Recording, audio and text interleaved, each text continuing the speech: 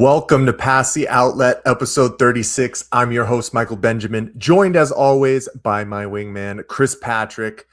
The madness is back, baby. Chris, how you feeling tonight, man?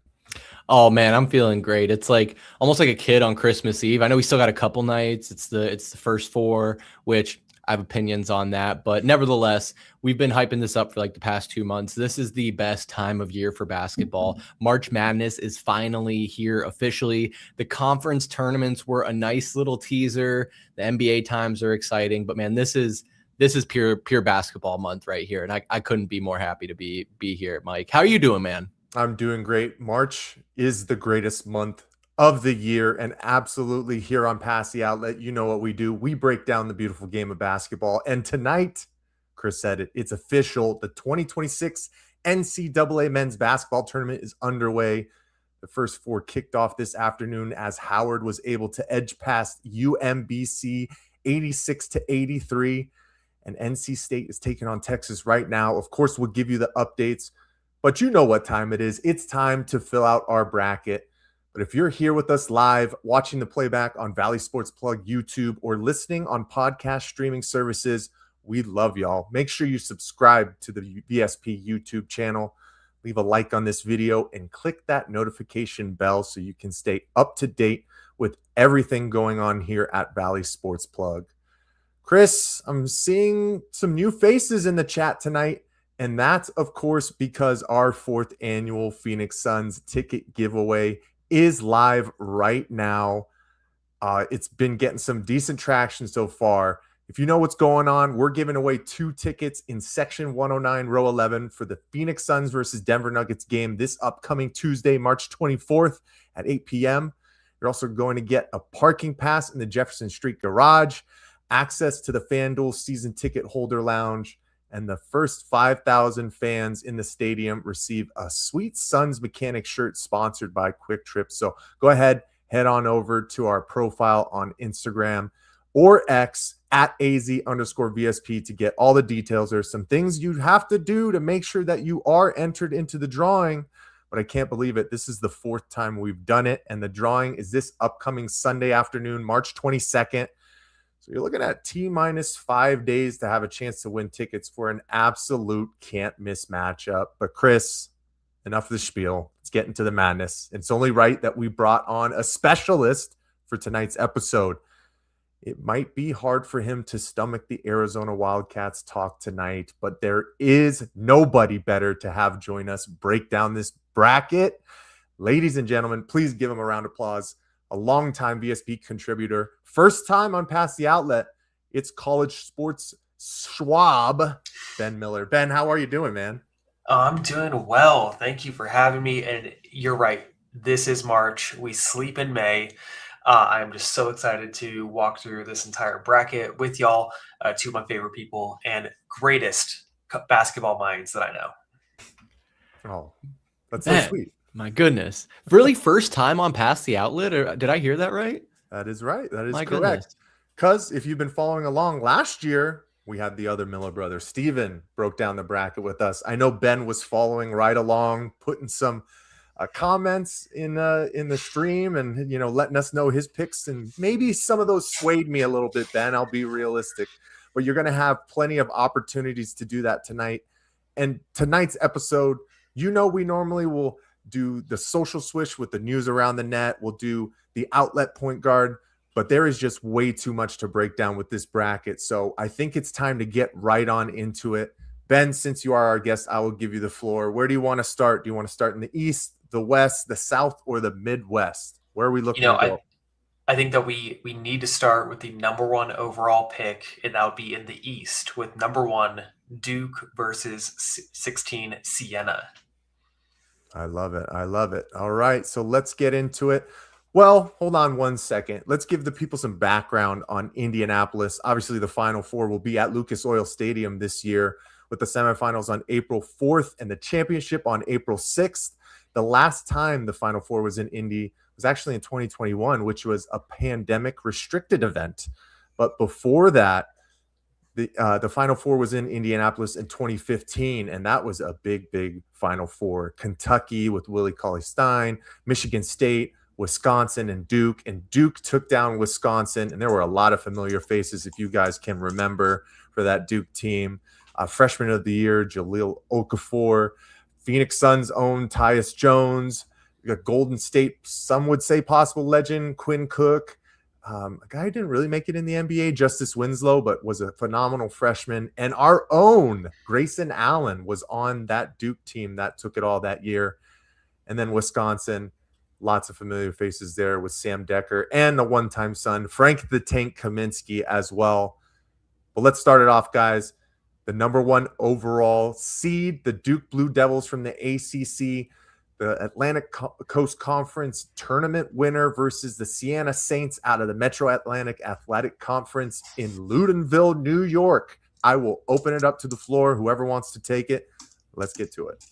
Well, I think Ben's definitely got to lead us off, but I should first say how this is going to work, right? We're doing our official Valley Sports Plug bracket. And so Ben and I are going to kind of, debate and discuss the picks. And we have 3 of us here as we did last year. So it's kind of like a 2/3 majority is the official pick for Valley Sports Plug. And Mike, being our gracious host, will play tiebreaker should Ben and I have a disagreement. Now, I said it in show prep. Last year was very chalky, not necessarily in our predictions, but in the way the tournament broke down. So with that in mind, I feel like Ben and I have known each other most of our lives. Like we go back to like pre-kindergarten, our friendship. So I have a feeling like we might be in lockstep on a lot of these, but I'm curious. I'm curious how this is going to go. But Ben, I will defer to you for first pick here in the Eastern bracket.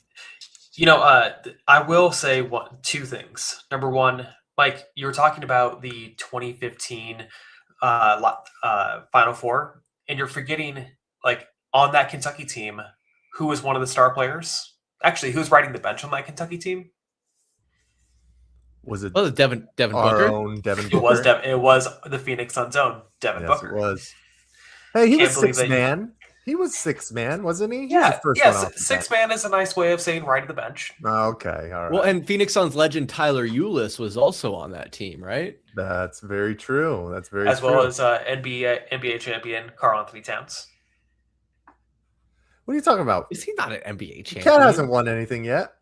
Oh wait, I'm thinking of Shea Gillis Alexander. That's of course I get those 2 mixed up all the time. Yeah, it's the 3 names that throws you off.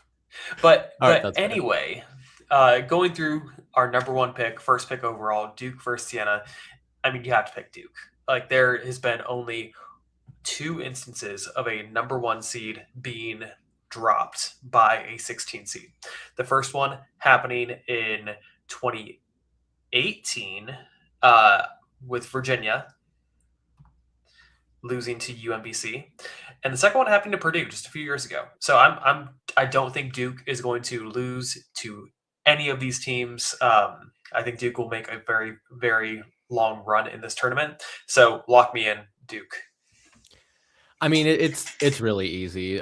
These early ones, you look at Siena, they have played 0 top 25 teams. They are 0-0 against top 25 teams. And Duke has 12 wins against teams in the top 25. There's a reason their overall record's at 32-2, and they're the number 1 overall. Easy pick. Let's go with Duke. I love it. This is going to be amazing because all I'm going to be doing is throwing the alley-oop, and I know you guys are going to hammer it home. So Duke it is. Obviously, the number 1 overall seed is moving on. And we'll keep moving on. We got the number 8 seed Ohio State Buckeyes from the Big Ten taking on the number 9 seed TCU Horned Frogs out of the Big 12 in Fort Worth, Texas. Gentlemen, who you got? First and foremost, the Big 12, up and down, is the greatest college basketball conference in the country. It is TCU, without a doubt, that have won in and out. They are a higher ranked adjusted offense team via KenPom than Ohio State. And I think that especially in these first round games, whichever team can get ahead and start really running and playing at their tempo to start off. And this game is the very first game of the tournament on Thursday. So whoever can start off hot, they have a chance to win that entire game overall. So give me TCU. Ooh, already going with an upset early on. I don't want my lack of knowledge to result in me just picking chalk every time. And I also don't want to defer to Ben's wisdom here. So it's going to be a bit of a balancing act. I mean, I love college basketball, don't get me wrong, but I haven't been fully locked in all season on everything going on. But I'm a big numbers guy. I like to look at the stats objectively and formulate my opinion. You look at Ohio State, 2-8 against the top 25, whereas TCU, not doing much better, 3-6. However, Ohio State has been very hot, but Ben mentions the Big 12, very tough. I think this could be a toss-up, and so I want to get Mike involved early. So I think I'm going to pick Ohio State here and see what Mr. Benjamin thinks. Beautiful, beautiful. And I think the one thing that I'm going to continue to allude to was the strength of the Big 12. So I think this is an easy decision for me, even though you do look at those top 25 records for both of those schools. I don't love it. I got to go with the Big 12 squad. So we're going to move TCU on. That is a great choice because last 10 games, Ohio State is 6-4. Last 10 games for TCU, 8-2. Beautiful. So maybe they're riding a little bit more momentum. Who's playing well right now? Exactly. I love it. All right, we're moving on. Number 5, St. John's Red Storm, the Big East tournament winners out of Queens, New York, are taking on the number 12 seed Northern Iowa Panthers from the Missouri Valley Conference. What are we looking at here, gentlemen? Whenever I see Northern Iowa on a bracket, it makes me think back to almost a decade, 15 years ago, the last time we saw a Northern Iowa team make an upset in the tournament. And we have been just led astray every single time since. I do not think that Northern Iowa will be making a run or even winning a game in this tournament. Give me slick Rick Pitino. Give me St. John's. Yeah, a lot of people might forget that Rick Pitino is the head coach of this team. This is the AP number 10 team in the entire country. And Northern Iowa just doesn't put up a lot of points, averaging basically 70 points per game, whereas St. John's is averaging almost 82 points a game. So easy pick. Yeah, give me St. John's in this one. I love it. We're moving them on, and it makes sense. Good coaching can change programs. You can see it at Arkansas right now with Calipari as well. But we're moving on to Stephen Miller's favorite team, the Kansas Jayhawks, out of the Big 12, obviously, taking on the 13th seed California Baptist Lancers from the Western Athletic Conference in Riverside, California. Is this a foregone conclusion that Kansas is moving on, Ben? You know, Stephen, when we were watching the bracket show together on Sunday, not together, but like texting each other through it, he said his favorite team in this entire bracket to make a run, to be a sneaky upset pick, is Cal Baptist. And within 30 seconds of him texting me that, they got placed against KU. So I think that is a sign that is of the few times I will trust Stephen's judgment, I have to pick Cal Baptist. They in their points per game, they have 73 points per game, allowing their opponents to 67.6 points per game. They have won in last 10 games. Cal Baptist is 8-2. KU last 10 games, 5-5. Famously losing to a team that is not in the tournament, Arizona State. Oof. Oh man. I was kind of hoping you would go with Kansas so that we could make Mike chime in on the tiebreaker here. But I just heard a lot about Cal Baptist in the last 24 hours, and specifically their dynamic point guard, Dominique Daniels, who averages over 20 points a game, is I think 5th in the nation in scoring, if my research is correct here. Oh man, I also know that ASU very recently beat Kansas, if I'm not mistaken. So I think they're vulnerable. I think that this is a prime opportunity for a major upset early on. You got to factor in as well a neutral court with referees a lot of these guys aren't familiar with. That's what March Madness is all about, baby. So let's get the madness going early. I'll take Cal Baptist here. Yes, gentlemen. I mean, technically, we had an early pick, it sounds like. So we're all on the Cal Baptist trains. You can say that 4 of us, including Kansas's own Stephen Miller, wants Cal Baptist to make a nice little run. And obviously, I think you still have to throw up in the air. What kind of Darren Peterson are you going to get in this tournament? Is this where he turns it on? Is this where he wants to play? Who knows? But we're going with Cal Baptist here. And then we're going on to the number 6 seed Louisville Cardinals out of the ACC going up against the 11th seed South Florida Bulls. What are we looking at here, gentlemen? This game is happening in Buffalo, New York. And one of the takeaways I will take is that this could potentially be a home game for South Florida in Buffalo, New York, because their star player is from where? Buffalo, New York. Ooh. The University of Buffalo, their mascot, the Buffaloes, the Bulls. South Florida, their mascot, the Bulls. But give me Louisville. Yeah, I mean, these are the ones that are tough for me because I do love a good Cinderella story. But when you look at Louisville, they have a pretty deep bench of shooters, as well as the pedigree that comes along with it. A nice overall record this season of 23-10, 11-7 in conference, and we're ranked in the AP top 25. I think South Florida might make this game interesting, but yeah, I'll take Louisville as well. All right, Louisville moves on. I mean, there's a lot of familiar teams that have seen a lot of success over the years in this tournament. And obviously, one of those is the number 3 seed Michigan State Spartans out of the Big Ten. And they're taking on the 14th seed North Dakota State Bison out of the Summit League. There's a few things. January, February, Izzo. Give me Michigan State. Give me Tom Izzo. One last ride. I love it. I mean, I got family in North Dakota in like the Fargo area, and I know my dad has a soft spot for North Dakota State, and they have made a Cinderella run before. But man, Tom Izzo and the alignment here in the Valley with the state of Michigan, I think I have to go Michigan State as well. You can't bet against Tom Izzo this early. Easy peasy. Could never get a bet against Tom Izzo. I like that, gentleman. I would need to look it up. I don't think Tom Izzo has, when he's made the tournament, has ever lost in the first round. But we'll need someone to fact check that one. I believe it. I can do that real quick. I would be very surprised, to be honest with you. But we're moving on to the new Big Ten boys, the UCLA Bruins, the number 7 seed, taking on the 10th seed UCF Knights from the Big 12 out of Orange County, Florida. Another Big 12 team taking on a previous Pac-12 team. What are we looking at here, gentlemen? It's tough. This one is actually a tough one. I already said that the Big 12 is the greatest conference in college basketball, but this UCF team is 9-9 in conference play. It is tough. It is a gauntlet, but UCLA just being 13-7 when it comes to that, and also being slightly better on the last 10 games at 6-4 compared to UCF's 4-6. I'm picking UCLA for this one. Let's see some of that West Coast basketball. Ooh, the Bruins. Before I make my pick, Ben, I looked it up. Tom Izzo has lost in the first round of the NCAA tournament 3 times in his 29-plus appearances.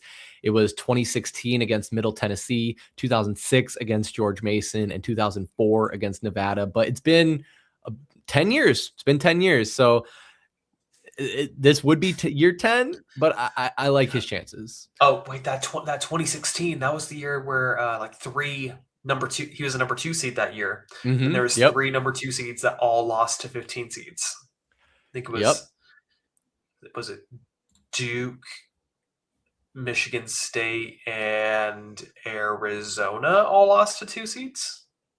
Sounds right. I don't have that stat in front of me, but pull it up, Chris. He's never lost in the first round as a 3 seed. So, I mean, you got that going for you. There we go. Even better. But I'm picking UCLA for this one.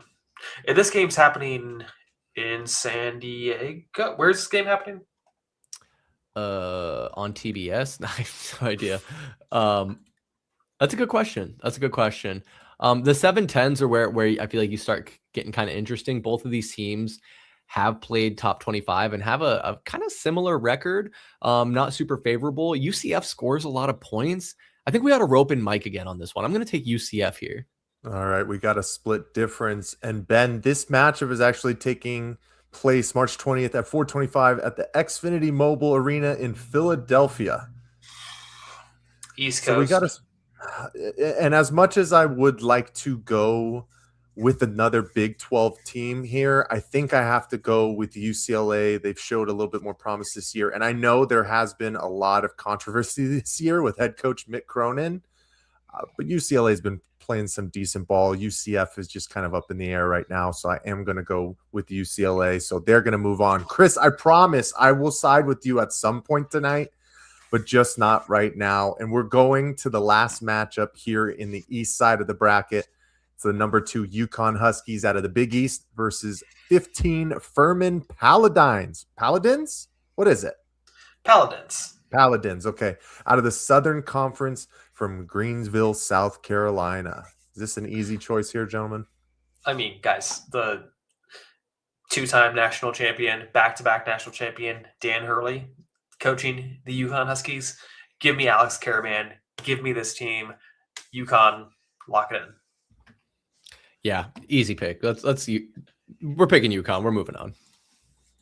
Easy enough. All right, the East first round is done. Since Ben got the floor, Chris, I will pass it to you. Where do you want to head to next? Do you want to jump over to the West? You want to go down to the South or the Midwest? What are you looking at here? Oh, I like it. Let's make it interesting here. Let's make a little lateral move here. Let's go Midwest. Let's get a little Midwest love going.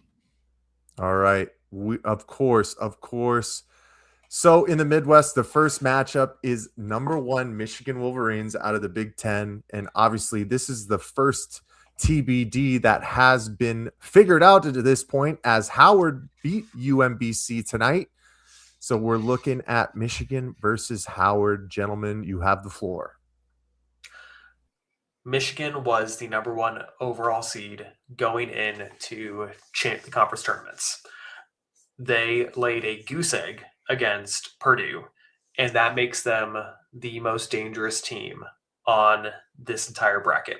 They've already had their goose egg. They are going to be coming in ready for the tournament. I'm almost glad that they lost early on before it was actually something that's meaningful, and you have a one loss and you're out kind of situation with the actual NCAA tournament. It's Michigan.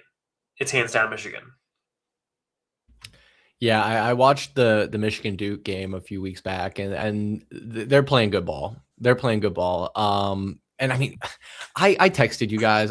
We had a little bit of a group chat going, and I hate the first 4. Like I got to tell you guys, I hate the first 4. I think it is absolutely terrible for the tournament. I mean, because by the time all of these are decided, you have less than 12 hours to make your bracket if you put it off. And I always do. I always put it off. So late tomorrow night, around 8-9 p.m., I will be filling out my final and official bracket. And I think just for that reason, I'm going to go against a first 4 team, if nothing else. But I do think Michigan is obviously the obvious choice here. Perfect. Michigan's moving on. Obviously, senior Yaxel Lendeborg has been having a great season. I think propelled himself into a lottery pick this year. I align with Ben on that as well, right? You kind of got the boogaboos out. And so they're ready to make a nice run. But let's move on to the 8 versus 9 matchup. We have the Georgia Bulldogs out of the SEC taking on the St. Louis Billikens out of the Atlantic 10. My favorite team right now is the St. Louis Billikens. They are incredibly fun. They are led by the one and only Cream Abdul-Jabbar, who was on the Indiana State undefeated team last year, 2 years ago, that made an appearance in the tournament. But St. Louis is a fun, high-tempo team. They rain down threes like it's no one's business, and I can see them wiping the floor and winning here against a middling SEC team. I mean, what the hell is a Billiken? I don't even need to know. Don't tell me. Again, guys, I'm a numbers guy. They haven't played anyone in the top 25, which makes me a little nervous, but they're only allowing 69 points per game while putting up 87. Nice. Which tells me they play good defense and they score a lot of points, and that's a recipe for success. So hell yeah, give me St. Louis. Let's go. St. Louis is moving on. And Chris, I know you didn't want to know what it is, but too bad. A Billiken is a mythical good luck figure created in 1908 by Missouri art teacher Florence Pretz, designed to represent the good of things as they ought to be. All right. That's all we need to talk about. So we could all use a Billiken. Yeah, we Billiken- don't need to touch on it anymore. It looks horrifying, is what it looks like. So Oh if you can find that to put up on this at the end, do. But oh man. But all right. Texas Tech, Akron. Another Big 12 team that lost a couple of tough road games this year, as well as probably their best player in JT Toppin. They're going up against the number 12 seed Akron Zips out of the Mid-American Conference. What are we looking at here, gentlemen? Yeah, this one is tough. Mainly because we have Christian Anderson and LaJuan Watts both exited the Big 12 tournament quarterfinal loss to Iowa State with injuries. So this is also partly because of the reason that the Big 12 moved away from having the LED court to having a hardwood court for the finals is because of these injuries that happened for Texas Tech's team. It's tough. It gives me pause looking at them, especially with this being a 5-12 matchup. This Akron team is a very good mid-major. But with the amount of money that's been going into Tech, and now that oil is, last we checked, above $80 a barrel, I don't think that Tech will be losing with the best team the money can buy. Oof. Ben, you make a compelling case, but those injuries, I think, could mean that Akron smells blood in the water, sees an opportunity to strike. They're going to come in hungry against this Texas Tech team. So I like a 12-5 upset. I'll go with Akron here. Mike, what are you thinking? I love it. I get the deciding choice once again. And Chris, this time I said it was coming. I'm going to side with you. We're going to take Akron. I'm leaning more towards those injuries just taking a toll on this team going further. I know Texas Tech is a strong team. I get it. But there are a lot of 12/5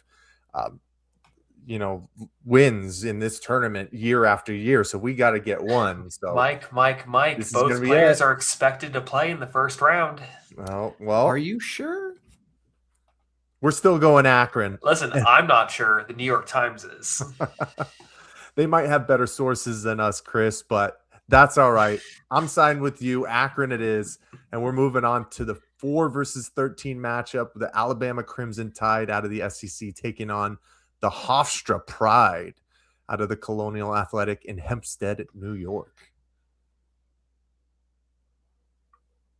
Whoever wants it can take it. Is this a tough one to figure out? I mean, Ben, are you on the fence as if Hofstra? I know Alabama also suffered. They just had their one of their players get arrested for having a significant amount of marijuana in his possession, I believe. I mean, here's the thing. A secret about me. I did apply to Hofstra in high school. Fun fact, I know what Hofstra is. Do you know where it is? Where is this university? Yeah, it's everyone knows it's in Nassau County, New York. I thought it was Hempstead. Yeah, Hempstead, which is in Nassau County, of course. Yeah, of course. Of course. I know it like the back of my hand. Like the back of my hand. But on a serious note, like Alabama they are the fastest team in college basketball. They are going to play well. They do not play defense, but they score a heck of a ton. They are going to run Hofstra out of this gym. And I think that once they play Akron based on this bracket, they're going to beat Akron too and go to that Sweet 16. Give me Alabama. I mean, guys, I'm a big fan of the 3 ball. This team shoots over 40% from the 3-point line. Give me Alabama. Yeah, let's go. Nice and easy. Alabama moves on in the bracket, and we're off to the number 6 seed Tennessee Volunteers taking on another TBD, which is either going to be SMU or Miami of Ohio, which I believe that game is tomorrow at 6:15 p.m. But now, gentlemen, who you got? Ben, I'm gonna jump in first because I know you are a stone's throw from SMU. When I was out in Dallas for your wedding, I drove past there several times. So I feel like there could be a little bias. With that being said, Miami of Ohio just looked really bad in their conference championship game, and it was their first loss of the entire season. They were undefeated up into that point, which I think tells you a lot about why they have no business being in this tournament in the first place. I don't think they played any top 25 teams to get that record. And a lot of people were asking if they should even make the tournament at all. With that being said, I think this will be Tennessee against SMU. And I'll let you sway me here. So Ben, before I make my final pick, I had to add that context, but I need you to opine. So first and foremost, I hope that if there is an asteroid that does impact the Earth, that it impacts SMU and specifically Highland Park in Texas, in Dallas County specifically. Please, please, please, please do that. There is no love lost for SMU overall. On that note, Miami of Ohio. The reason that everyone is like, okay, they were an undefeated team all the way to their conference championship game, but they still haven't done enough to make it into the tournament field as an at-large bid. The reason is because their strength of schedule, according to KenPom, is 269th in the country. They have not played anyone. And now we do have a 2-bid MAC for the first time ever in this tournament.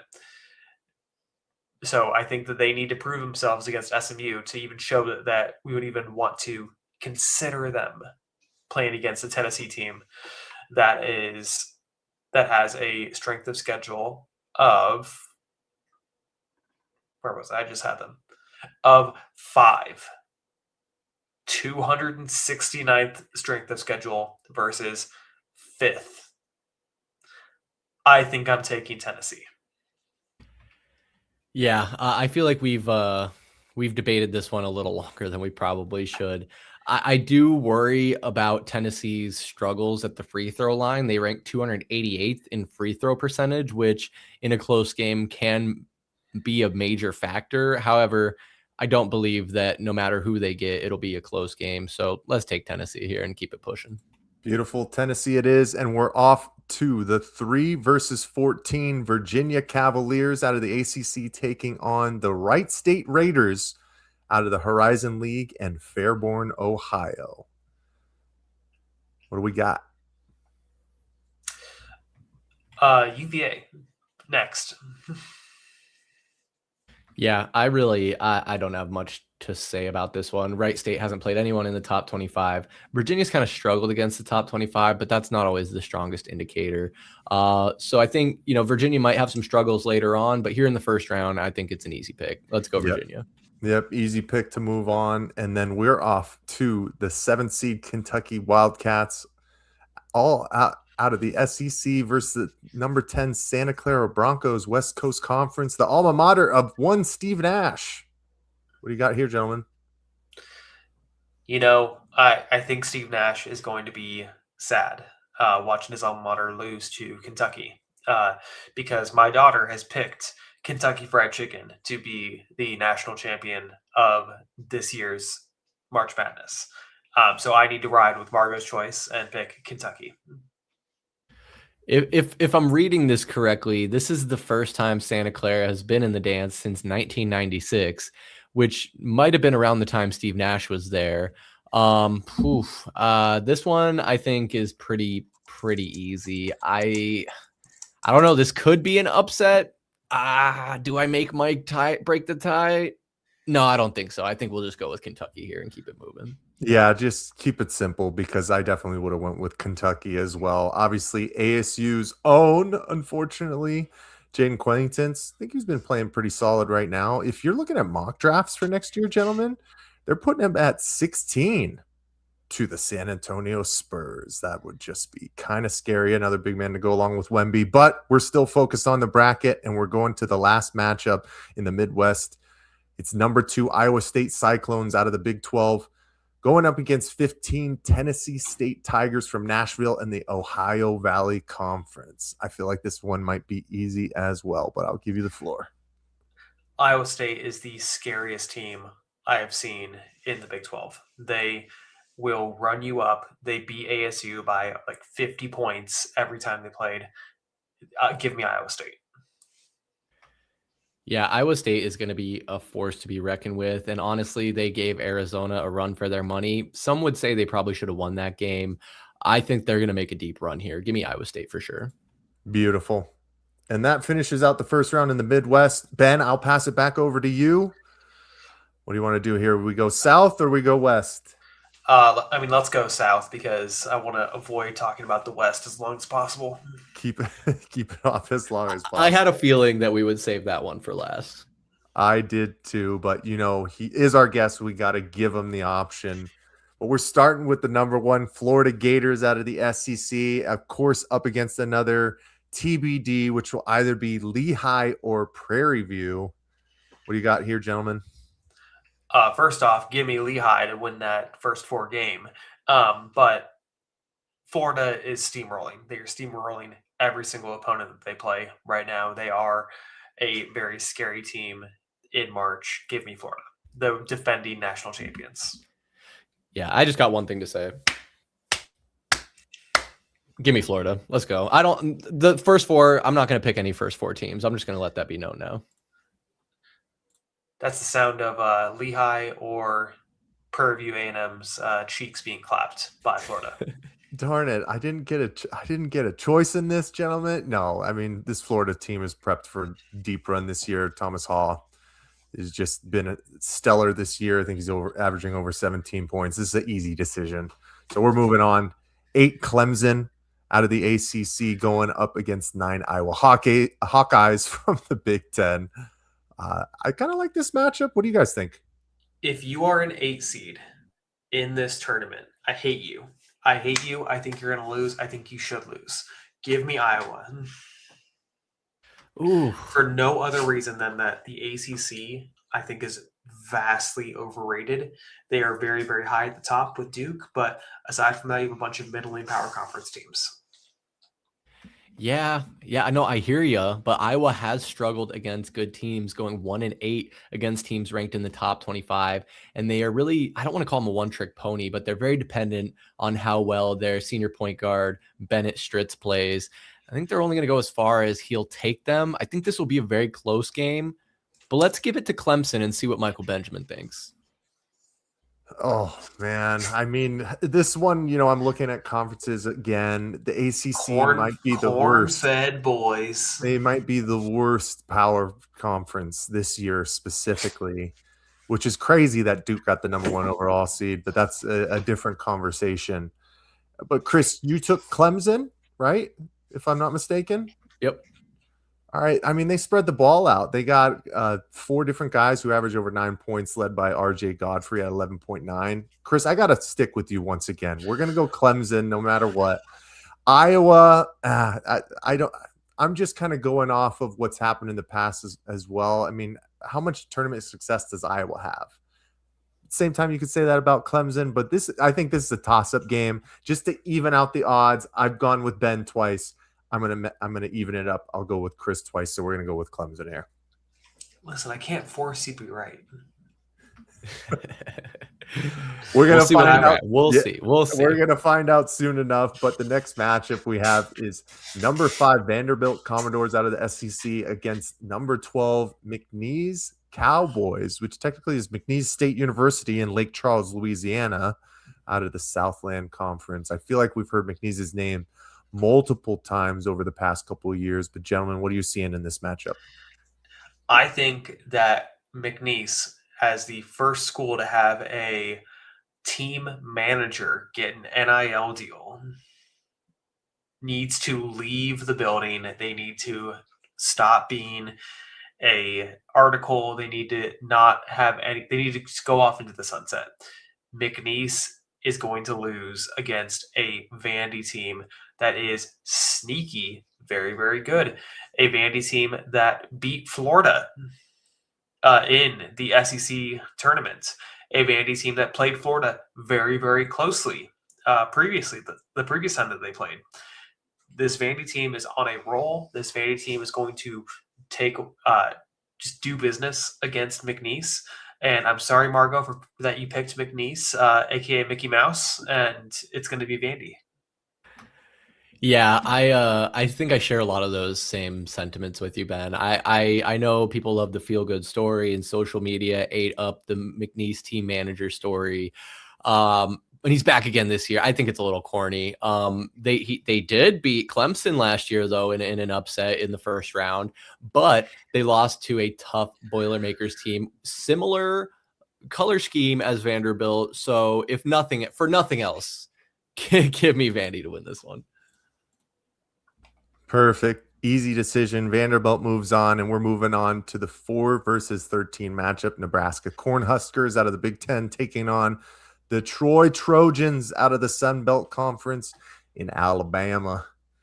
What do we got here, gentlemen? Nebraska is ranked 14th in the net ranking by the NCAA. They are also 6-4 in their last 10 compared to Troy's 7-3. I think that the biggest piece that is impacting the decision here is that if Nebraska wins this game, this will be their first win ever in the NCAA March Madness tournament. Them coming in as a 4 seed. This is a team of destiny. They are going to beat Troy. I don't know, Ben. I believe we saw this movie together, and as Brad Pitt said, the gods envy us. They envy us because we're mortal, because any moment might be our last. Everything is more beautiful because we're doomed. With that being said, Nebraska started 20-0. They're very good. Give me Nebraska. Yeah, people forget everyone died at the end of Troy. Hey, yeah, you got a good point there. Hey, if anything, hopefully they can quote that and get the team ready to play so it's a game. But yeah, I think that's the right choice there, gentlemen. But we're moving on to the 6th seed, North Carolina Tar Heels out of the ACC, taking on the 11th seed, Virginia Commonwealth VCU Rams, the Atlantic 10 Conference tournament winners. What are we thinking here? This one might be interesting. I am always looking for an 11 seed to make a run. It happens every year. An 11 seed somehow makes it to the Sweet 16. It was UCLA that made it to the Final Four as a play-in tournament team. With that being said, this VCU team is not Shaka Smart. It is not the Shaka Smart VCU team that's going to make a run. Give me the Tar Heels. Growing up, I feel like if you were a young basketball fan growing up, you kind of were forced into a box of, do you support Duke or do you support North Carolina? And I felt like I was always kind of rooting for the underdog, and North Carolina kind of was that underdog a lot of the time. I know that obviously VCU is scrappy. They play good defense. They can put up numbers, but they're 0-3 against top 25 teams. And if you can't beat a top 25 team, how are you going to beat North Carolina, who is the AP ranked 21 at the end of the season? So yeah, I'm gonna go with the Tar Heels here. No, and it makes sense. I mean, this game's going to be in Greenville, South Carolina. So the Tar Heels faithful are going to travel along with them. The one concern where I thought you guys might be up in the air is the loss of Caleb Wilson with that finger. He's done for the year, the freshman phenom, leading scorer for the team. I think they'll be definitely, ready to rally around each other, but we'll see how that moves them forward going on in the bracket. But we're going on to another, I think, sneaky favorite out of some people. The number 3 Illinois Fighting Illini from the Big Ten taking on the Ivy League winners, Penn Quakers out of Philly. What do you guys got here? The Ivy League winners, the Penn Quakers, are going to be quaking in their boots against Brad Underwood's Illini team. Give me Illinois. They are a very good Big Ten team. They have had that's the word of the day, is middling. They have not had the level of success that they have wanted or expected out of the NCAA tournament. I think that this year is the year that changes that. Yeah, I mean, they're in Philadelphia. That's the wrong side of the state, in my opinion. And I got some friends who are fans of Illinois. Shout out Greg. So yeah, give me the Illini here. The Illini moves on. Easy pick. And we got the 7th seed St. Mary's Gales out of the West Coast Conference in Moraga, California, taking on Those gentlemen, the Texas A&M Aggies out of the SEC in College Station. I like this matchup. What do you guys think here? You know what? I'm a fan of some buckyball happening with some A&M. See if that all that oil money can get them to get a win in March Madness, specifically only so that the St. Mary's coach can leave to coach the Arizona State Sun Devils. He is a Phoenix native and a Westwood graduate. So give me A&M. Ooh, he's going to take A&M. Now, St. Mary's has historically done good in the first round and decent in the second round, but they never really make it to the second weekend. So will St. Mary's make a deep run if they win this game? Could be tough. They haven't done it in over a decade and a half. However, they were the AP ranked 22 team at the end of the season, finished second in their conference. A&M has no top 25 wins. I'm a numbers guy, Ben. I'm a numbers guy. I do have a question here. There's only 2 teams that end up being ranked or play each other to have ranked wins in St. Mary's conference. Who's the other team? It's got to be Gonzaga. It is Gonzaga. A fraudulent-looking Gonzaga team, too. Well, and those are the ranked wins that we're looking at for St. Mary's? Yeah, you got me there. But let's see what Mike thinks. I'll go with St. Mary's. Ooh, pass me the ball. Man, it's funny that you did bring up Gonzaga. Those were 2 of my favorite teams growing up, both St. Mary's and Gonzaga. But geez, just say you're Catholic without saying you're Catholic. Yeah, that's why I said it, Ben. But I'm not picking them. I'm going with Texas A&M. College Station's moving on here, and we're going to the last matchup from the south part of the bracket. The Houston Cougars out of the Big 12, juggernaut this year that did lose some heartbreakers to U of A, obviously taking on 15 Idaho Vandals from the Big Sky, the same conference as Northern Arizona University. What are we looking at here, gentlemen? Let me guess. Ben's going to bring up oil money. All right, sorry. Listen, bringing up oil money just because you're mad that Venezuela won against the U.S. in the World Baseball Classic. Anyway, we need to move in. We need to invade right now. Been there and done that. Idaho stole NAU's spot in this tournament. I will never forgive them for it. Give me the 2025 runners-up Houston Cougars. They are not the same team that has played from Sampson the past few years that we've known, where they have a hard-nosed defense.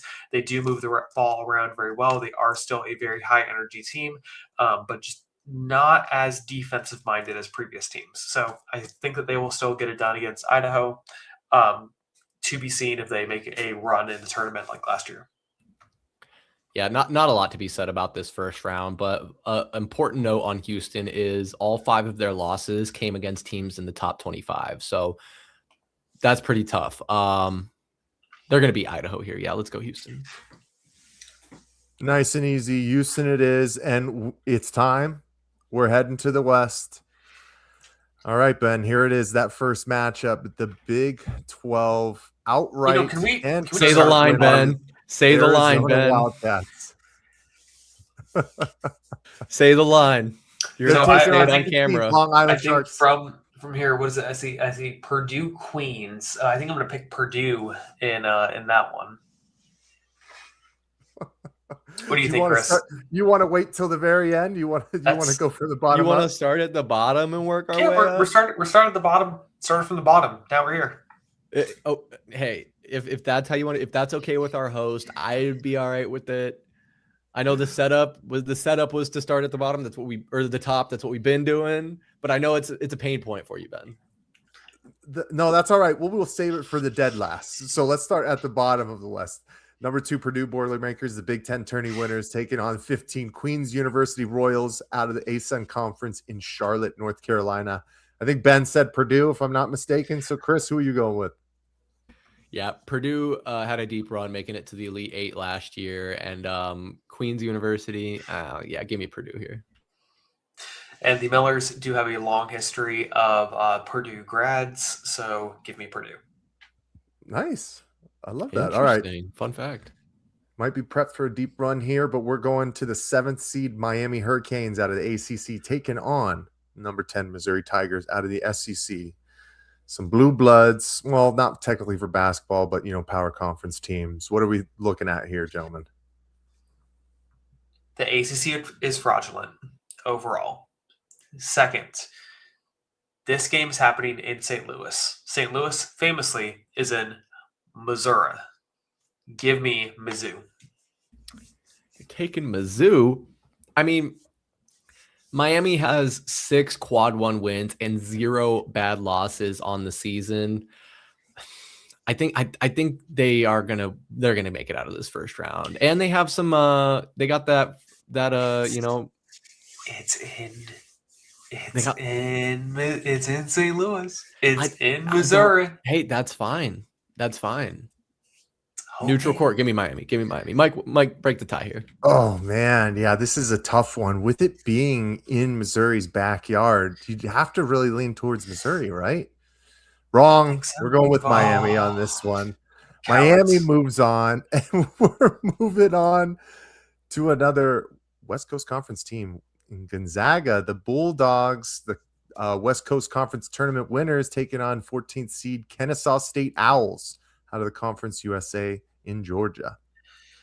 I'm just glad that something good is happening in Kennesaw State, at least in basketball, because we know that they did go winless in football. Ouch. So give me Gonzaga. Yeah, I mean, if you made the case, I think, for them a little bit earlier with the St. Mary's discussion. So, yeah, I like Gonzaga. I always remember the Adam Morrison crying on the court. That was kind of a highlight from my childhood watching college basketball. So Gonzaga is one of those perennial tournament teams, man. You can't bet against them in the first round. Fun fact, I see Drew Timmy's parents all the time here in town. No shot, really? Oh, yeah, in your town, that's right. In Richardson, Texas, where his mom is on the school board. That's nice. I think Drew Timmy's actually was getting some run. Was it for the Nets for a while, Chris? Besides the fact, yeah, got to go Gonzaga here. This one's pretty easy. Even though I was listening to ESPN radio on the way back from doing our Heat Check podcast recording, and they were interviewing head coach Antoine Petway, and he just seemed like a super down-to-earth guy. He was so excited for his ball club, but I think this is going to be too tall of a task for them. But we're moving on. The number 6 seed BYU Cougars, obviously out of the Big 12, taking on another TBD, but this is the one that's technically going on right now. It looks like NC State is down by 1 point, 35-34 to Texas with about 16 minutes left in the second half. So what are we thinking here, gentlemen? I think that between Texas and Texas and NC State, neither of them have a response to AJ DeBonza from BYU. I think DeBonza is a freak. He's going to be a top 10 first round pick in the NBA draft. Give me BYU. Yeah, and AJ DeBonza, a Wooden Award contender. I really don't like BYU. I really don't. But I also really don't like the first 4. So this is really tough for me. Also, Texas is the alma mater of Kevin Durant, which also doesn't sit right with me. But I do like NC State. Mike, correct me if I'm wrong. I feel like we've played ball with a dude who played at NC State. Shout out Mike Howard. Yes, sir. Shout out Mike Howard. But unfortunately, Mike, if you're listening, that's not enough for me to pick them here. BYU is going to be an animal. So let's go with BYU and keep it pushing. Easy so they be storming in Norman and Mormon. Dude, the money keeps coming into that BYU program. I don't think this is the last time we're going to see them bringing in incredible talent like DeBonza. 26.3 points, 7.0 rebounds. Tankathon is currently putting him first overall to the Indiana Pacers. That would be a nice little present for one broken man in Indiana. Oh my God. You know how I feel about Indiana right now. So if they were rewarded with the first round pick, I would be more than pissed off. But we're moving on. Team that I kind of alluded to, John Calipari, the Arkansas Razorbacks, the SEC tournament winners, are taking on the Hawaii Rainbow Warriors out of the Big West Conference. What do you got, Ben? I think that Calipari is just more upset that this game isn't happening in Hawaii than anything else. But give me Calipari, Arkansas, Pig Suey. Yeah, I mean, this game is going to be in Portland, so the very definition of a neutral court. However, I mean, a 4 versus 13, I think Hawaii is going to be potentially a little bit out of their element. And if you're looking at the user picks on Yahoo, 92% of users have picked Arkansas, so that would be a hell of an upset. So yeah, man, let's go with Calipari. Choosing Arkansas. All right, Arkansas moves on, and we got number 5, team that has made many a noise over the years in Wisconsin Badgers out of the Big Ten, taking on number 12 High Point out of the Big South Conference in North Carolina. Gentlemen, what do you got here? Give me Wisconsin for the sole reason is number 1, they're playing really good ball right now. Number 2, anytime you have a chance to see a Wisconsin matchup against a possible U of A matchup, that sends U of A fans shaking based on the 2015, 2018, the past 2 times that they've played in the tournament. So give me Wisconsin. Yeah, I mean, their big man, their 7-footer Nolan Winter, who has 12 double-doubles, has missed the last four games, but he is expected to be ready for the tournament. So even if his play is limited, I think that and so much more is going to be enough to put them over the top here. So I'll go with Wisconsin here in the first round. Perfect. Wisconsin's moving on, and we are on to almost the last matchup. But we got to talk about number 8 Villanova Wildcats out of the Big East, taking on number 9 Utah State Aggies, the Mountain West Conference tournament winners out of Logan, Utah. I have not picked an 8 seed, and I'm not going to start now. Give me Utah State. They are such a fun team. The energy is amazing. I love this team. Give me Utah State. They're going to run Villanova, which has looked very, very fraudulent at times throughout the season, and especially in the latter half of the season. I cannot say enough good things about Utah State. Yeah, man. This one is interesting. Like the seeding is, I think, deceptive because there's probably going to be a lot of people picking Utah State, although it is close. Villanova is a school that we're very used to seeing in this March Madness tournament, but man, they're banged up and they have no wins in the top 25. Utah State puts up some numbers and they play pretty good defense. So surprisingly, as much as I would love Mike to split it, I have to agree with Ben. I'm going with Utah State here. And even if I did have to split it, I would have went with Utah State as well. Chris, I don't know if you remember when we were watching that Lakers Nuggets game, there was this kid that was sitting behind the announcers and he kept pulling up his phone, and on the phone it said Utah State to the Sweet 16. So that has been embedded in my brain since then. So Utah State it is. And now is the moment of truth. Ben, the number 1 Arizona Wildcats, the outright Big 12 winners during the regular season, the Big 12 tournament winners. Ben, the Arizona Wildcats had a historic record this year against ranked opponents at 12 wins and 2 losses. This team is prepped and ready to roll. They are taking on number 16 Long Island Sharks of the Northeast Conference. Do we even need to say anything, or do you want to save your talk about U of A to when you eventually choose them to not win a game? Or is it right now? You know what? He can't in good conscience. He cannot do this in good conscience. You know what? I can't in good conscience ever cheer for U of A. But unfortunately, I will be picking them to win the national championship in this. Give me U of A. They're going to win this game. They're going to win the next 6 games after it. U of A will be the national championship. You can't. You're not supposed to give it away already. What? I am in pure shock, but I guarantee you Ben is not alone in that thinking, and I won't spoil my pick yet. But man, this is so easy. Long Island University, Brooklyn. They have no business even being in this tournament. Guys, a fun stat for you. They shot 66.8% from the foul line, 344th in the nation. That is very close to the bottom. I think we were looking, there's like, Ben, I think he said there's 361 universities. So they are literally bottom of the barrel. This is a Arizona team they deserve to play. And how can you bet against Bryce James? I mean, let's go. He took off his warm-ups just to take the picture when they won the conference tournament. So yeah, let's go Arizona. Easy pick. Never bet against the James family. I know Arizona has, a record of losing when they've been a high seed. Obviously, you think about the games against Buffalo, against Princeton, just within the past 10 years, I would say so, but not this year. Obviously, gentlemen, we're about an hour into this thing, and that's normally how it goes when we're breaking down the first round. So I know we're going to start hitting into rapid fire. So we're going to start in the East and then just basically go in a circle.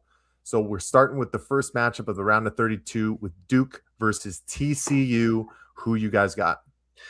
Duke, rapid fire. Yeah, I'm down for that. Duke, let's do it. Beautiful. Duke's moving on. Then we got 5, St. John's versus 13, California Baptist. This is where Cal Baptist's journey comes to an end. Give me Slick Rick Pitino. Setting up the generational divide between the old guard of Rick Pitino, the Bill Selfs, these old coaches, versus the new generation with the John Shires of Duke. Yeah, I think it'll be fun watching Cal Baptist upset Kansas. It'll be a fun story. There'll be a lot of talk about it, but then they'll lose to St. John's. Y'all live closer to Steven, so please do a wellness check on him once that game has been confirmed. Oh, we will. We'll send the police car to his house just to make sure everything's okay. Yeah. But we're moving on. Number 6, Louisville, taking on number 3, Michigan State. Is it still Tom Izzo's time? I mean, is it March? Because I think it's still Izzo. So let's go, Michigan State. And it looks like Chris just stepped away. We're going to give him, how about 10 more seconds, Ben, before I make his selection for him. I don't think he would be upset if he goes the Michigan State route. We're looking at about 5 more seconds. You got anything else to add before we move on here? I'll just take a look back at our other brackets so far. So how many upsets do we currently have? I think that we may have picked every single 9 over 8 seed. You might be right. I mean, there's Clemson. Iowa, Clemson, Iowa. Yeah. If Ben had it his way, he would have picked every 9. I would have picked every 9. All right, Chris, Michigan, Louisville, who you got? Yeah, don't tell me who Ben took. I mean, I already told you I have to kind of be a de facto Michigan man, just based off all the alignment that's happening here in the Valley. And it is really hard to go against Tom Izzo. I really like his style of coaching and the teams he puts together. So while I think this will be a good game, I'll take Michigan State here. Yep, perfect. All right, and then the last round of 32 game in the East is number 7 UCLA taking on number 2 Connecticut. Let's go UConn. Yeah. What's the over-under on technical fouls during this game? Because a Mick Cronin versus Dan Hurley game of them just arguing and fighting with the refs, give me that. That's going to be appointment television. I mean, the line has to be set at 1.5, right? I think so. Chris, who you got here? Yeah, UCLA is a little banged up, which I think could potentially be a factor here. And you also mentioned UConn's recent success in the past few years. Hard to imagine they lose this game, so I'll go UConn.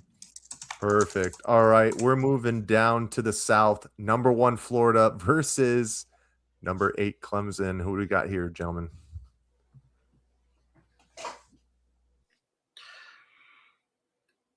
Florida's a buzzsaw. Give me Florida. Yeah, they're gonna want to run this back to back. Clemson's gonna empty everything they have in the tank to beat Iowa. Give me Florida. It makes sense. Florida's moving on, and then we got number 5 Vanderbilt taking on number 4 Nebraska. I think Nebraska is going to be their main goal is to win a single game in this tournament. Give me Vandy. I want it to be set up the Vandy Florida third time rematch. Yeah, I think the Vanderbilt offense is just going to be way too much for Nebraska, despite Nebraska playing very good defense, which I think will make this game a lot closer than people would expect. But at the end of the day, I think Vanderbilt will still be able to get the edge here. So I'll agree with Ben here.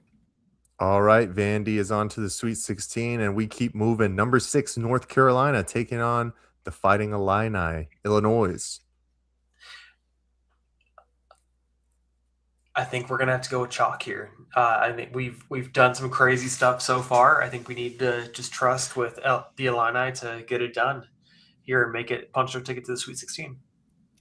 Yeah, I could sit here and just throw a wrench in it and pretend like I think North Carolina has a chance, but I don't. I think it's going to be Illinois in this one. I think that Caleb Wilson injury, this is where it bites them in the butt here. Illinois moves on, and we got the final matchup in the South. Number 10, Texas A&M. Number 2, Houston Cougars. Battle of the oil money. Am I right, Ben? Listen, it's not like you were just watching Venezuela versus the U.S. in the World Baseball Classic. Why would you be doing that? That's also the battle of the oil money. Anyway, I think we're going to have to trust that Buckyball comes to an end here. It's been a nice run. Thank you for coming. Congrats on your win, Houston, to the Sweet 16. Yeah, and I mean, well, I already think that St. Mary's could and will beat Texas A&M, so I have to go Houston here, obviously. Yep, that totally makes sense. Saving some face already, man. Now when oil's like over $80 a barrel too. See if we can get those numbers up. Those are rookie numbers. All right, we're going in the circle here, so we're starting at the bottom. Number 7, Kentucky. Number 2, Iowa State. As Margo would say, Kentucky Fried Chicken is going to lose to Iowa State. They are a scary team. They are making it farther and winning this game. See, I'm not telling you what my plans are yet. Okay, good. I mean, hey man, of course we love Devin Booker and we know he loves Kentucky. That's where he played. I know I got a friend Andrew who is a big Kentucky fan, always repping UK. But man, we've talked about how good this Iowa State team is and how they really gave U of A a run for their money, likely the best team in the country. So yeah, I'm gonna go with Iowa State in this one. Yep, Iowa State's ready to rock this tournament, man. We're going number 3, Virginia versus number 6, Tennessee. Tennessee's they are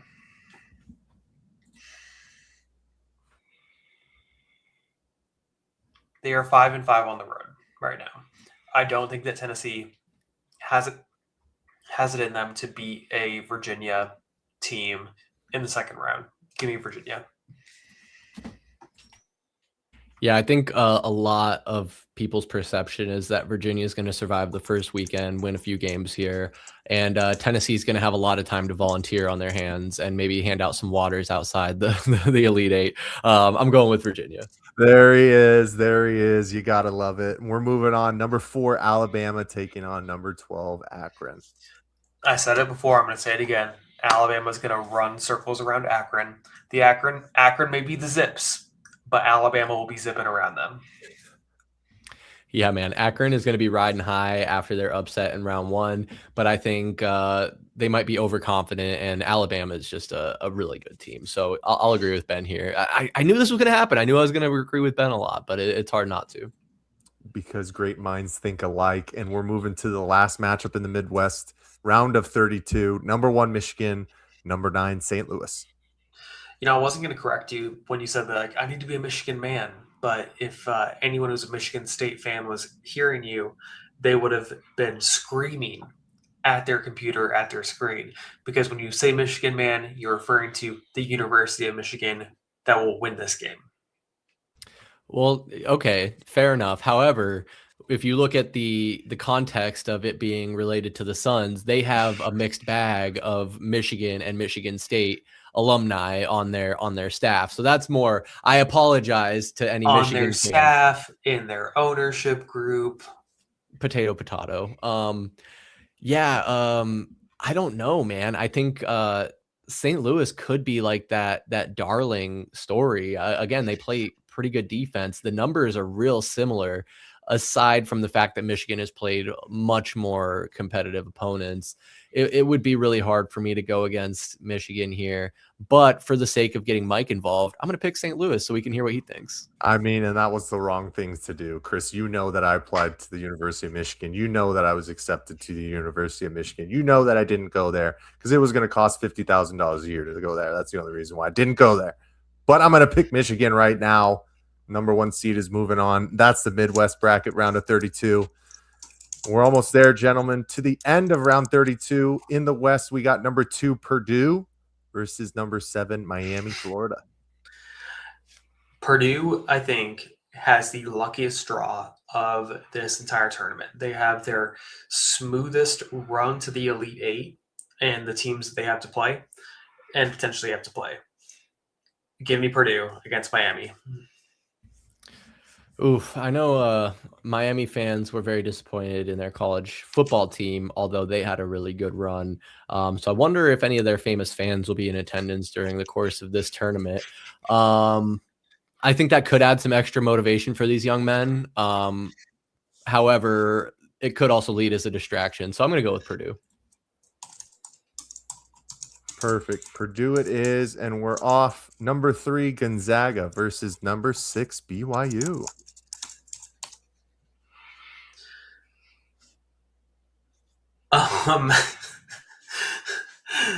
What I will say here is that Gonzaga needs to make it to the Sweet 16.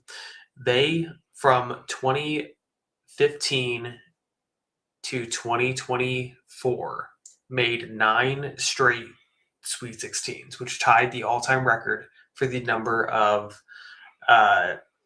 consecutive Sweet 16 appearances in the NCAA tournament. They lost last year to Purdue in the Sweet 16, or to make it to the Sweet 16. They have a draw here where they will once again lose to Purdue, but this time they will be in the Sweet 16. So give me Gonzaga. Yeah, Ben, I think you laid it all out there, the case perfectly. And then to even further push my pick over the ledge here, I don't like BYU. So give me Gonzaga and we'll go chalk. Sometimes you just got to trust your heart, Chris, and that's what you're doing there. That'd be a gut feeling. Yeah. All right, on to number 4 Arkansas versus number 5 Wisconsin. When you were talking about listening to your heart, there's no one I dislike more than John Calipari. So give me Wisconsin. Oh, okay. I see. I get it. I can't even knock that pick after how I just made my previous decision. However, Arkansas puts up a shit ton of points. They're averaging 90 points per game. And I think that offense is going to be hungry and roaring, especially after an easy win against Hawaii. Could be close. I don't know if it will be, though. I'm going with Arkansas. Now, would you say that the SEC, I'm asking Ben this question specifically, were they the second best power conference this season? I think they were the second best basketball power conference. Now, did they have the most teams get at-large bids for the NCAA March Madness tournament? Yes, the SEC did. It is not the number of teams that you get in. It's the quality of ball that you're playing. Wisconsin is playing high-quality ball right now. And I don't think that Arkansas will be able to keep that up into the tournament. Chris, I need one more pitch from you if I'm going to take Arkansas here, since I gave Ben the floor one more time. Okay, I got you. Mike, how does this do it for you? Arkansas has not lost consecutive games this season, and they played Duke and Houston to within single digits. I go back to that firepower, 90 points plus per game. I think they have the opportunity and the ability to outpace maybe some defensive woes with their offense. All right. I mean, single-digit games against 2 of the teams that might possibly be in the Final Four. And you just won the conference tournament for the second best power basketball conference. Sorry, Ben. Going with Arkansas on this one. We're moving on to the final game of the round of 32. Number 1, Arizona versus number 9, Utah State. The biggest challenge that U of A is going to have in this tournament is going to be against Utah State. They run a completely opposite type of basketball compared to U of A. If they have a good shooting night and end up shooting over U of A, who's going to dominate in the paint, Utah State has a potential to upset and win this game. But that is a potential. U of A has been the most consistent team in the Big 12 this year. They are an obscenely scary team that will beat you not in the 3 area, but in the paint over and over and over again. They control the ball, they control the rebounds, they control the pace of play. Give me Arizona. Yeah, this Arizona team knows all the narratives. They're hearing all the chatter, and they want to get into that round of 16 and get a big win and shut all the haters down. I do think this could be a test for them. However, it's hard to bet against them, and we got to back the former pack. Let's go with Arizona. Back the pack, bring it back. Number 1 Arizona moves on to the Sweet 16. All right, gentlemen, and here we are in the Sweet 16. Number 1 Duke versus number 5 St. John's. Now the matchups are getting juicy. What are we thinking here? The Boozer twins are scary. They are both playing really, really well. I don't see Slick Rick sliding his way out of this one. Give me Duke. Give me John Shire. Give me the Boozer twins. Yeah, it's hard to go against Duke here, and they played a much tougher schedule than St. John's, and I think they're going to have more grit and determination at this stage in the tournament. It's going to be fun for St. John's to make it this far. It could be interesting if they end up playing and beating Cal Baptist, but that Duke defense is really tough, and I don't think there's anything a St. John's offense can do to outpace them. So let's go with Duke into the round of 8. Some might say the only good ACC team here, but the number 1 overall team in the tournament. Yes, they're moving on to the Elite 8. Now we got number 2 UConn versus number 3 Michigan State. Is it still Izzo time, Ben? Let me check my calendar real quick. And yep, it is still Izzo. Everything's coming up Tom Izzo, although like I said, Connecticut is really, really going to want to make a deep run here with that Dan Hurley team. I know not a Michigan man, right? Not a Michigan man. Wrong school, but tough to go against Tom Izzo, and I think he's got a lot to prove. So let's go with it. Perfect. Michigan State moves on. We're heading down to the south where we have the matchup that Ben has been looking forward to the most, it sounds like, in number 1 Florida versus number 5 Vanderbilt. You know, it is hard to beat a team twice. And I don't think that Florida is going to be able to beat Vandy twice. There needs to be a number 1 that is sacrificed for the rest of the chalk to make it to the Final Four. Give me Vandy taking down number 1 Florida.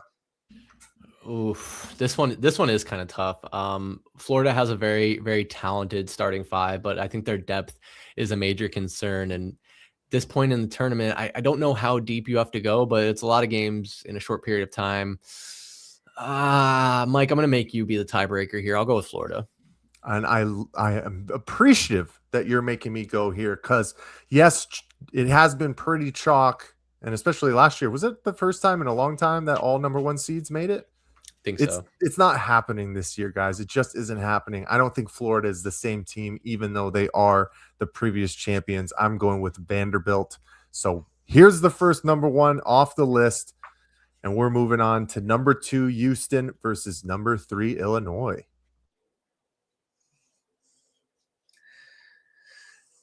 See, this one's a tough one. I'm going to be honest. I don't know enough about Illinois playing at this level of basketball to really have a confident answer here. All I know is that Houston has been very dominant in the Big 12. Big 12 greater than Big 10. Give me Houston. Yeah, I mean, they say defense wins championships, and on paper, Houston has the better defense. So I don't know if Illinois will have enough to overcome that, especially when you consider a 3 and a 2 seed, 2 really good teams. But at the end of the day, Houston was in the championship game last year, came up 2 points shy. Yeah, give me Houston here. Yeah, and Houston and KenPom, the adjusted defense is 5th. Compared to Illinois' adjusted defense, 28th. Defense wins championships. Numbers don't lie. I mean, in freshman Keaton Wagler, he's had kind of a breakout season as a freshman. I don't think a lot of people knew him that much this year, but like I said, and like you guys said, I think the defense is going to be too much for them in this one. So Houston's moving on. Now we got number 2, Iowa State versus Virginia. Iowa State is the boogeyman. Iowa State is the truth. Give me Iowa State. Yeah, what else is there to say about Iowa State that we haven't said already? I think they are going to make a deep run in this tournament. So I'll agree with Ben here. Give me Iowa State. And we're going to give a big shout out to our boy Rob Hamilton. Well, and Iowa additionally State on that, alum. Iowa State strength of schedule 31, Virginia strength of schedule 70. It's not the same. Yep. I love it. All right, final game in the Midwest, number 1 Michigan versus number 4 Alabama. I said it before and I'll say it again. Michigan got their goose egg out of the way when it came to their loss in the Big Ten championship against Purdue. Give me Michigan. They're going to slow down Alabama and they're going to beat them where it counts. Yeah, and I know in the last round, my tongue-in-cheek prediction was St. Louis, although in my heart, I know Michigan is going to win that game and be in this game against Alabama, potentially. Man, again, defense is unmatched. They're only allowing 69 points, per game to Alabama, allowing 83.6 points per game. So I think, defense wins championships. Michigan has the better defense as well as a good offense to boot. So give me Michigan here, advancing to the Elite Eight. Number 1 defense in the country. Wow, really? From metric standpoint? Yep. Michigan men, we're always the right choice. And we're heading up to the West, the final games of the Sweet 16. Number 2 Purdue versus number 3 Gonzaga. It's going to be a repeat of last year when Purdue beat Gonzaga. Give me Purdue. Yeah, I mean, I think this is where the strength of schedule could come back to bite them. I know, obviously, we've said it all: the neutral court, the unfamiliar referees, but I know Gonzaga is a fun team. A lot of people like to root for them. They're not one of the major schools, but I believe Purdue is going to make a deep run this year. So I will go chalk and take them over Gonzaga here. Beautiful, beautiful, beautiful. And the final game in the Sweet 16, gentlemen, number 1 Arizona versus John Calipari and Arkansas. New blood versus old blood. It is a new generation. New generation of coach. Give me Tommy Lloyd. Give me Arizona. Man, Tommy Lloyd and Arizona want to break the narrative and get out of the Sweet 16. Again, they've read all the headlines. They see what people are saying. Could go both ways because a lot of people are picking them to win it all. I think they're built for this. I think they had a very strong start to their season, hit a few road bumps, speed bumps, but I believe they're past that now. They're healthy. They're ready to go. Give me Arizona. Yep, the Sean Miller holdovers are all gone now. This is truly Tommy Lloyd's vision. Arizona moves on, and we move on. Man, we're coming down to the end here, gentlemen. The Elite Eight first matchup, we have number 1 Duke versus number 3 Michigan State. Ben, is it still Izzo time? I believe this game will be happening in April. So lock me in, Duke. Oof. Yeah, I mean, man, those Boozer brothers and Duke just being hot at the right time. It's hard to go against Izzo. I know I've been all about it, but man, give me the 1 seed in the Final Four. I'll go with Duke. Technically, these games are March 28th and 29th, Ben. Does that change anything for you? It does not change my answer, Duke.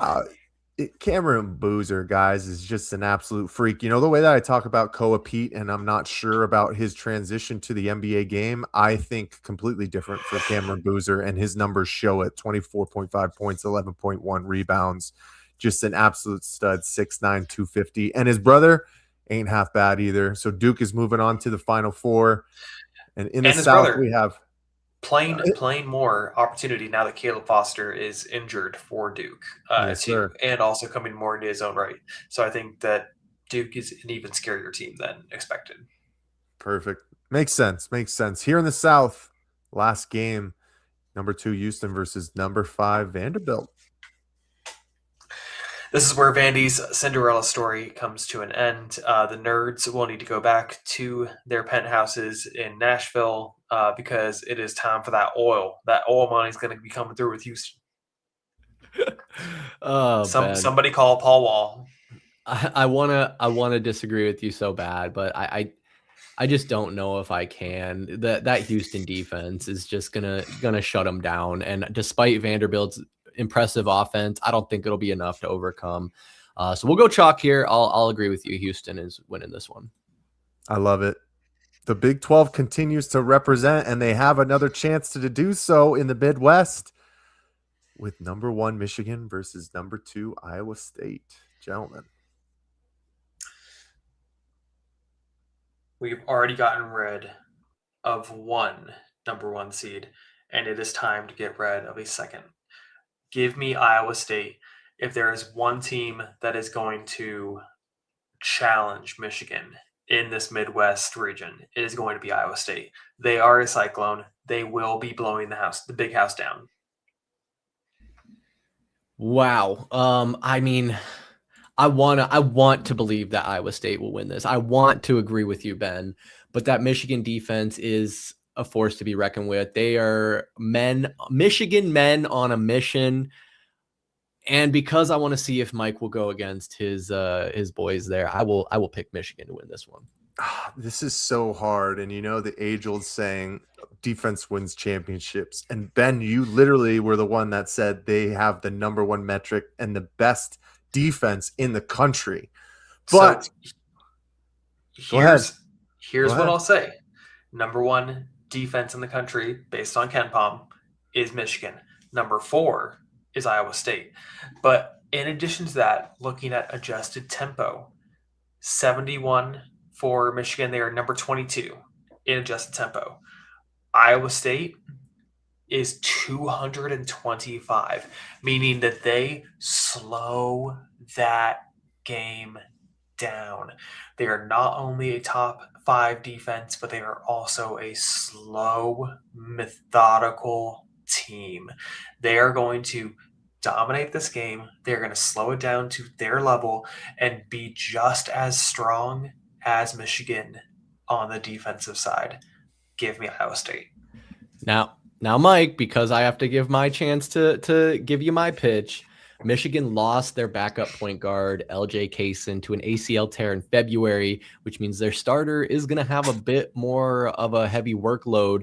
And at this point in the tournament, after winning 3 games, how much is this Michigan team going to have in the tank to play as they have all season against a tough Iowa team? So I know I picked Michigan, and I might be swaying you in the opposite direction, but yeah, food for thought. You literally what? You literally just get handed it over to Iowa State. Yeah, I just realized that. Yeah, that doesn't give any extra confidence to Michigan. I love Michigan, guys. You know this, but I honestly think Iowa State is the second best team in the country. So I'm going with Iowa State here. Chris, I apologize, and I do apologize to the men in blue, but man, the Big 12 was just a juggernaut all year long. And then when you tell me that the backup point guard is no longer playing, that hurts. That hurts the case a little bit. I'll be real honest. I discovered that tidbit after making my decision, but more than anything, I just needed you to chime in here. All right, perfect. Iowa State it is. And one more matchup, gentlemen. Number 1 Arizona versus number 2 Purdue. It hurts me that I need to keep saying it, that Arizona is going to win the 2026 national championship. Give me Arizona. Purdue, this is not the same Purdue team. They don't have a massive 7'5" center that's going to be playing. They are not the same guards that have been playing the past few years that we've become accustomed to when it comes to Purdue. They are still a really good team. They are still going to make a deep run in this tournament. They are not going to beat Arizona. Yeah, and I think this sets up a pretty nice matchup between Arizona and Iowa State in the Final Four, which could be quite intriguing. Ben, I promise you this is not a humiliation ritual to have you continue to pick U of A. And I personally have been on record in the past few weeks saying that, is it bad that I'm rooting for U of A to represent the state of Arizona and make a deep run, because ASU has let us down so many times. But I'm going to agree with you here. Let's go Arizona into the championship game. Or I'm sorry, into the Final Four. Arizona it is. And gentlemen, it is a new day for Arizona State athletics. I know we're going to have to see what happens with the head coaching hiring, but we are on to the Final Four taking place at Lucas Oil Stadium in Indianapolis. These first matchups, I believe, are on April 4th. Let's start on the left side with number 1 overall seed Duke taking on the Big 12's Houston. What are we thinking here? You know, if only TCU and UCF were better in that that corner of the bracket in the East, because we had the potential to have a Big 12 Final Four. Unfortunately, we do not live there. I do think that Duke is going to win this game. Houston is always the bridesmaid, never the bride when it comes to the national championship. Kelvin Sampson will once again be waiting for his chance to play for our national championship because Duke is going to bulldoze their way into this championship game. Yeah, I know. Obviously, the deep run last year, the number 1 seed. Not the same team, though.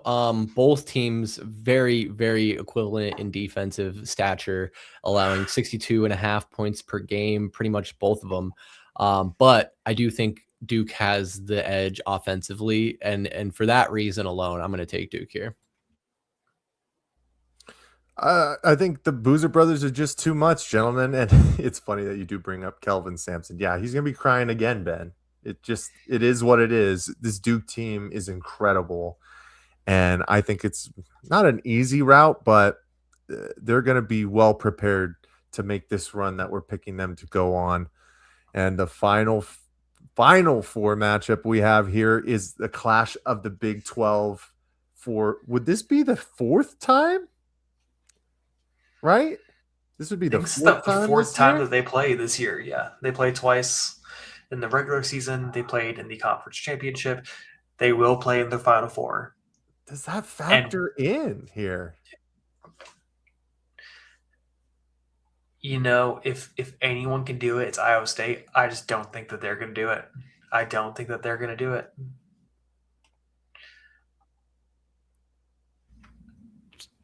So you got to say it, Ben. You got to say it. Give me Arizona. They are going to win this game in the Final Four and play for a national championship.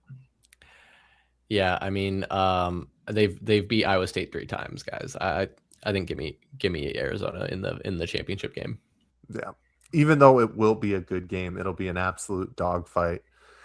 Arizona is just so battle tested this year, and all of these other teams that are upper echelon in the Big 12 have been elite and are the best of the best in the nation. But Arizona has consistently proven that they are the best of that conference. So makes sense. We're going with Arizona here, and the national championship on April 6th.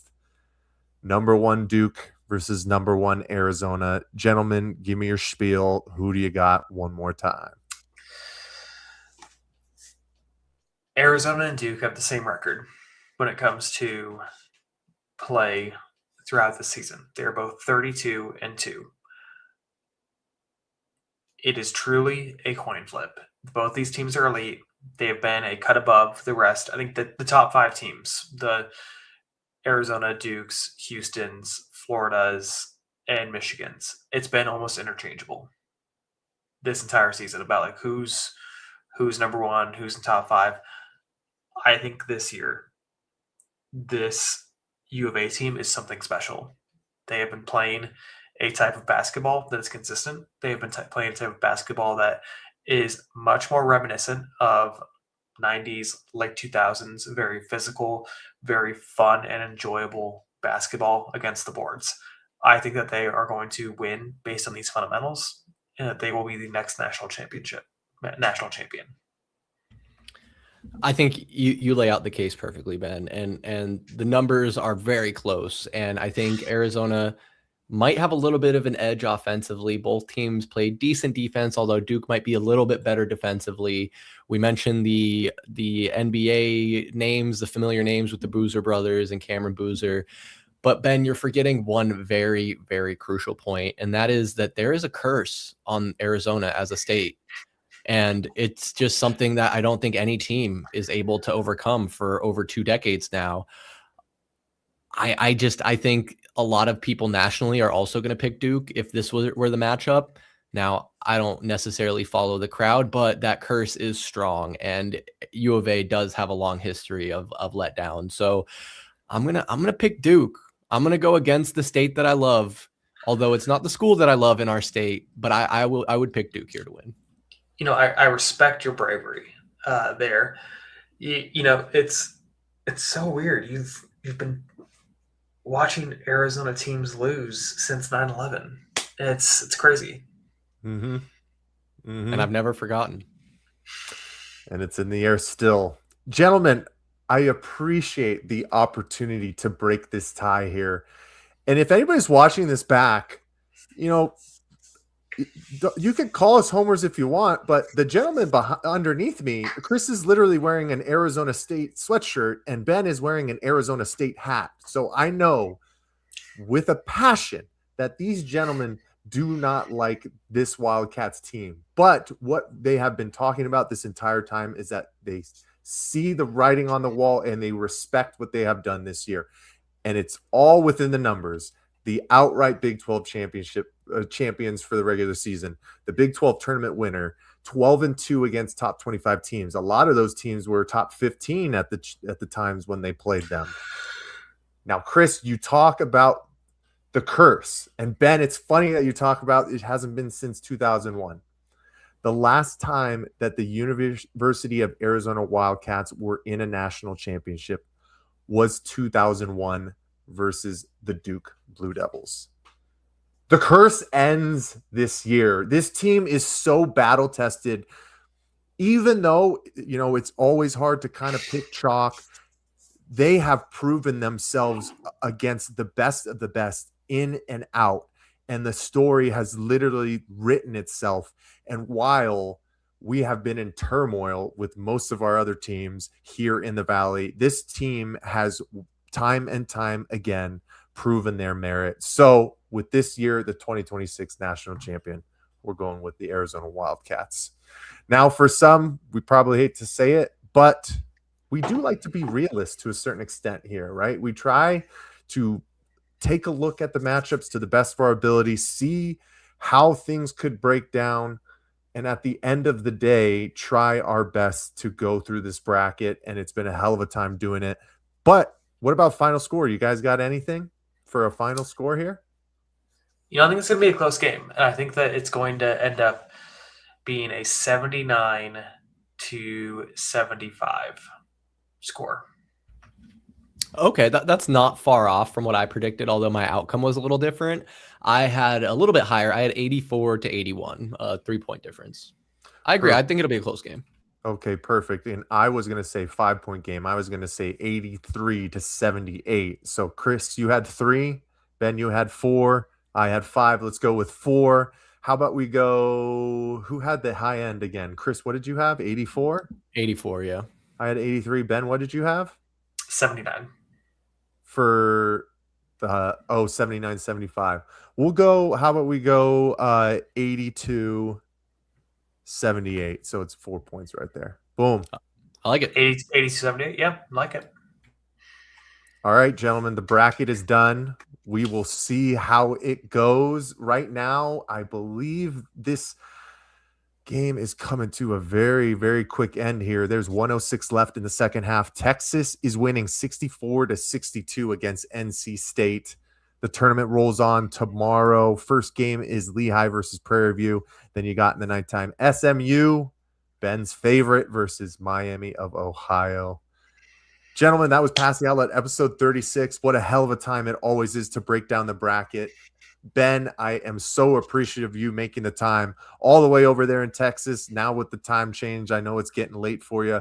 We appreciate your time coming over, sharing your expertise. But I want to give you the floor one more time if there's anything you want to share with the people before we call it a night. You know what? These next 5 days of college basketball, really enjoy it. Take the time, commit time theft from your place of business, from your place of work. Pretend, don't even take PTO. Just watch the games. Go to Buffalo Wild Wings, go to Zips. Just put yourself and your eyeballs in front of as many screens as possible to take in one of the few joys that we have left in this world, which is watching concurrent games of basketball all at the same time in the middle of the workday. There's nothing better. Have fun. I love it. Chris, what do you got for the people before we head out for the night?